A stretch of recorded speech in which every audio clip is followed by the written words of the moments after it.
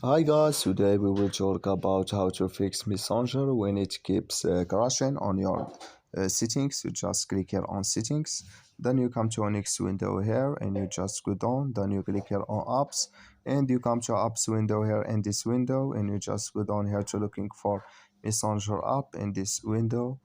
So we will go to found Messenger, we will click here, then it's going to take us to next window here. Like you see, you just click here on for stop, then you click here on OK and you just go down, then you click here on storage and you come to storage window, you just click here on clear cache, then you click here on clear data and you just turn off your Wi-Fi and turn on it and it's going to work with you.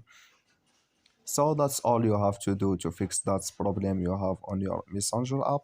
You just follow these ways and it's going to work with you. I wish now you are get it. Thank you for your watching. Don't forget to support us by liking, subscribe, and see you in next video.